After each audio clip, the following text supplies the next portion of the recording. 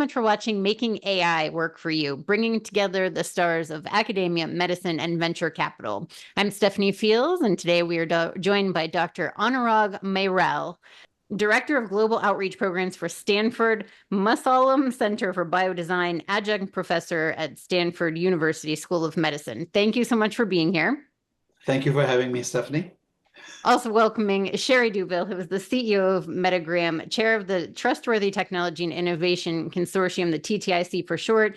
She's also a series editor for Taylor and Francis and has co-authored and edited a series of books that have defined the field of healthcare IT.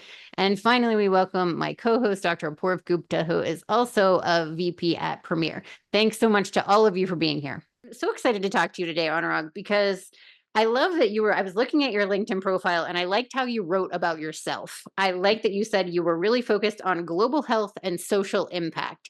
And so you've worked both, you have a PhD, you work in an academic center now, but then you've also worked in industry. So tell us, how do you merge those worlds along with your interest in the global health and the social impact? How do those all play together? Because it seems like a really amazing mix that will allow you to make a tremendous impact in the world? Yeah, that's a great question, Stephanie. My education was all straight through undergrad, master's, PhD, 2 postdocs. I was all set to be a regular academic right after those postdocs. And I chose not to do that. I went to the industry first, biotech industry and then medtech industry. And then about 17 years back, I joined academia. I returned to academia, if you will, but it's a very different kind of academia. At Stanford Biodesign, the center that I'm part of, is very applied. It's focused on health technology innovation, but it approaches it in a very applied manner. So it doesn't feel like the traditional academia in the sense of where you're just writing papers and, which is okay. But I think I really wanted to do something that had a applied impact.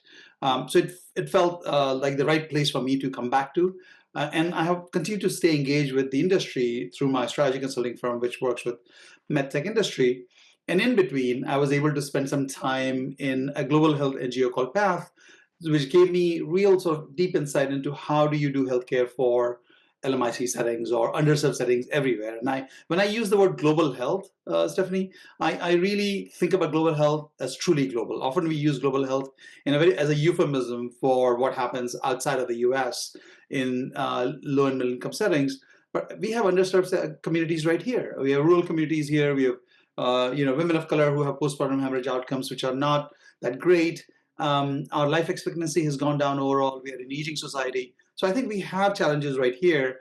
And I think we really need to be thinking about a world in not too distant a future, maybe 2 decades, 3 decades from now, where resources that we have, I have this 2x2, resources that we have in our society and the disease burden that we have are going to be within a very close range of data points. And we really need to be thinking about that. So even though I started on global developed markets, global north as it's called, spent some time in global health last 15, 17 years, honestly, it all comes together in my mind. That's awesome. I can't believe you're able to bridge so many different worlds. It's incredible, mind-boggling to me. I'm thinking, wait, how do all these things connect? But I really love what you're saying and what you're doing, Anurag. The one question that pops up for me is, as you're finding that global health challenges are everywhere and they're right here in our own backyard, are you finding that the solutions are also fairly similar? And if so, what are some of the common approaches that we could be taking, maybe that are, almost intuitive, that we haven't yet, tried to implement? No, that's another great question, actually. Frankly, the way we have approached healthcare in the US and in developed markets, I consider it to be sort of a sick care. And ironically, if we go back 70, 80 years, most of the care was in our communities, in our homes. We had physicians that we engaged with very closely. They knew our clinical history, our family's clinical history. And technology sort of moved us away from those community-based settings and into large institutions, which did a phenomenal job of taking care of really advanced conditions. But we lost something in the process. So technology benefited humanity overall, but it also moved us away from patient-centered care. And I think, ironically, technology now allows us to potentially go back to the old world.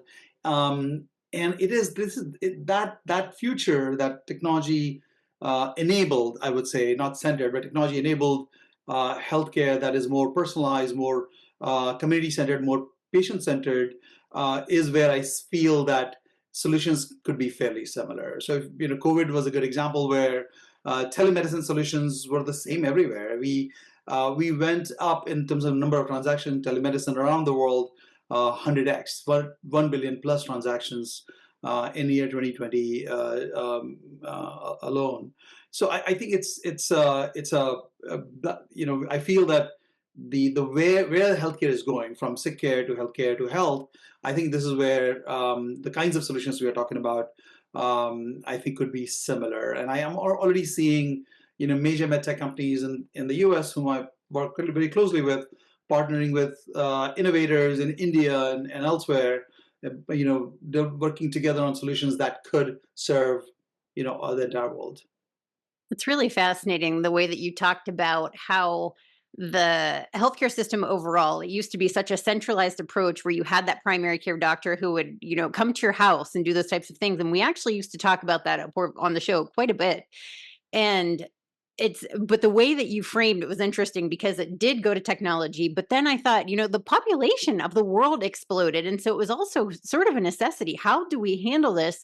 And technology sort of filled that void, but then it led to that void in human interaction.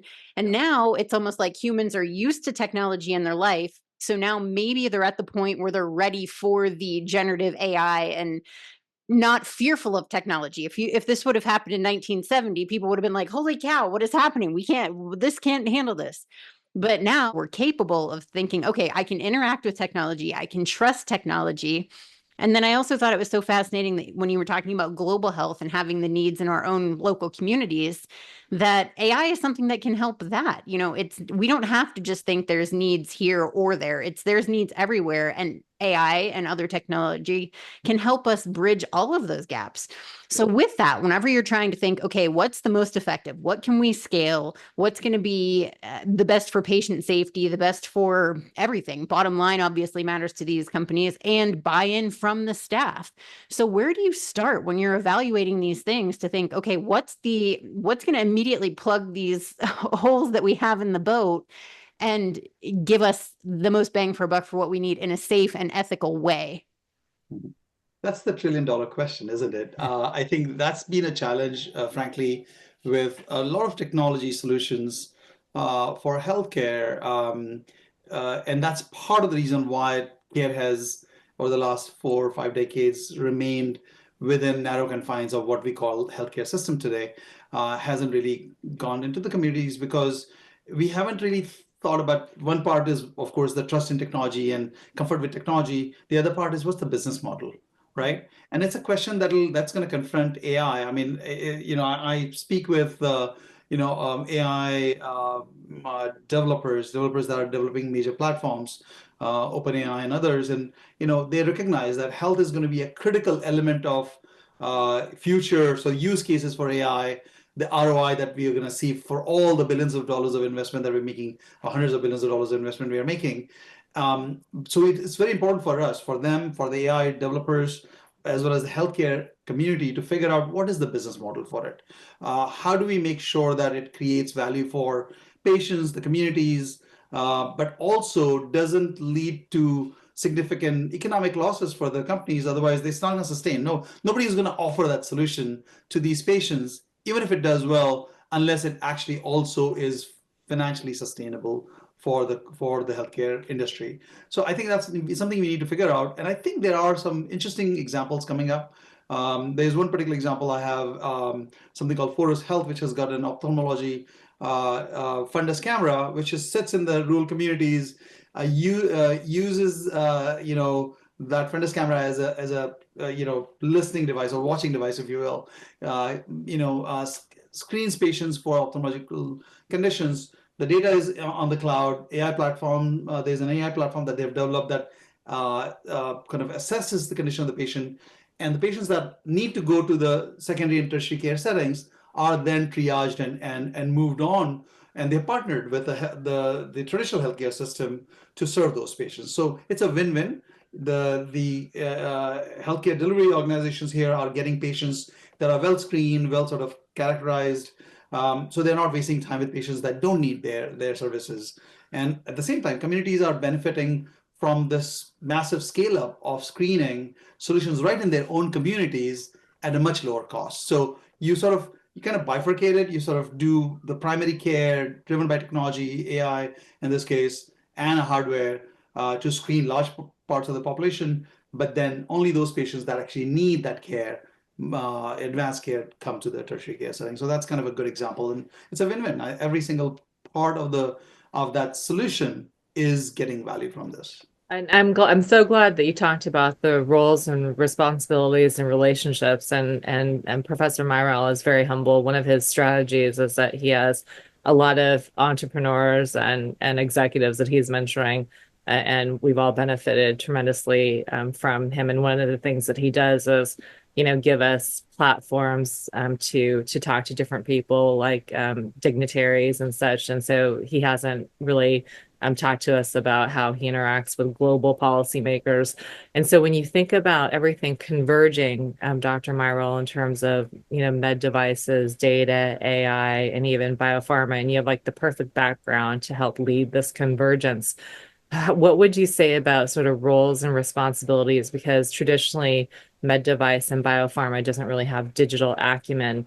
And so what do you think about, I know you've been spending a lot of time, especially recently, thinking about, how to reconcile a lack of digital acumen in all of traditional healthcare. It's not to not to pick on pharma and med device, just all traditional healthcare.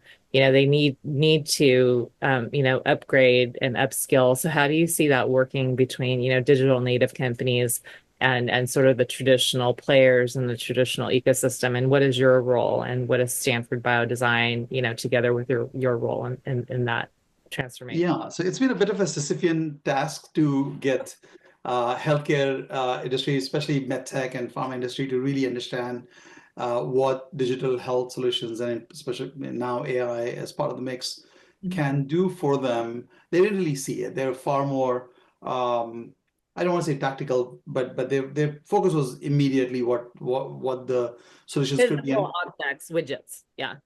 Exactly. That's how they made their money. That's where most of their capabilities were. So it was a question of capabilities, a question of strategy, it's a question of what's real for them today. They don't want to work on something that would have like 10-year impact 10 years later, because they had enough problems to solve today. And I think this is, and ironically, so that's the healthcare industry, pharma and medtech and so on. And technology companies like Google's and others had a different problem. They didn't really understand healthcare that well, and they would come up with these very interesting kinds of solutions, but without understanding the context of this part of the equation. And I think this is where likes of Medigram have really important role to play. I think I feel in the ecosystem, each of these players has an important role, creating solutions that actually are most relevant to the industry today, but also letting them see what the vision could be, where could it go, and helping them see how they could come along the journey without losing their traction in the marketplace today, without losing money today, without having to build substantial capacity within the organization, hiring hundreds of tens of thousands of IT people or technology people within the company. Without doing that, partnering with likes of Medigram, likes of other other organizations like that, could actually get them in the game now, learn along the way, and still make a patient impact, and of course make a financial impact. I think I do see that each of these stakeholders has a role to play.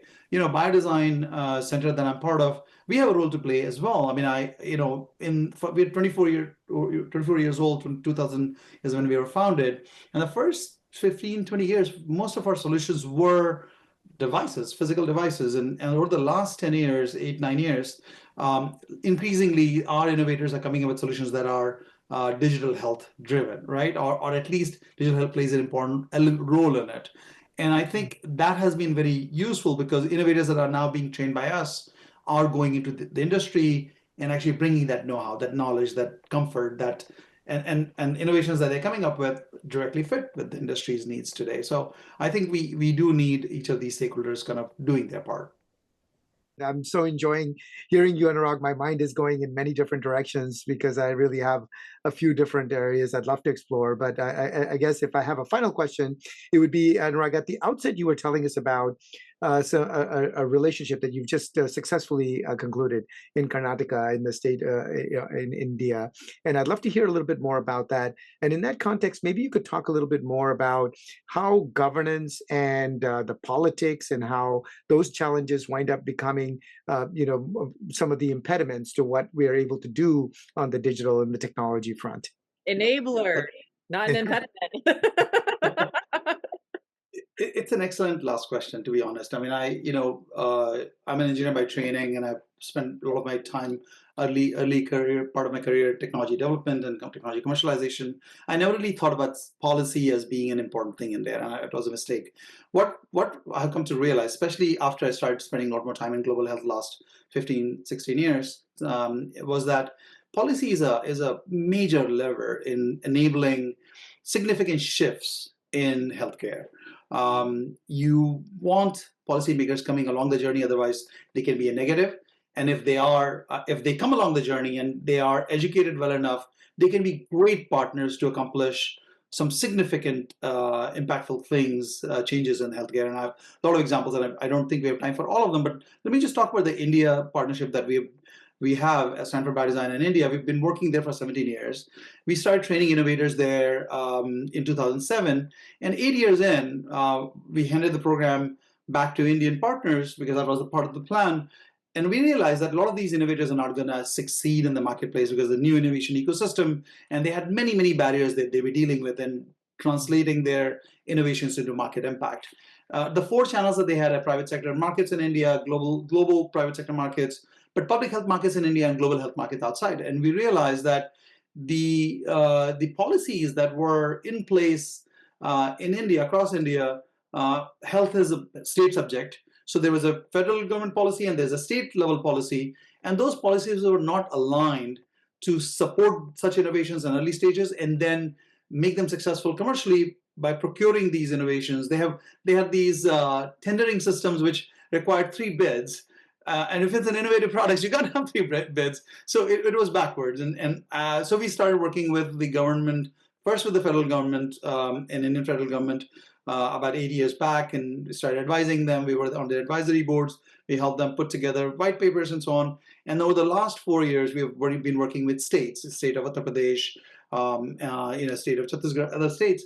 And the most recent one was this partnership agreement that we signed letter of intent for just this week when I was there in Bangalore, that basically allows us to mentor innovators coming out of the state of Karnataka, help them translate their technologies to global impact.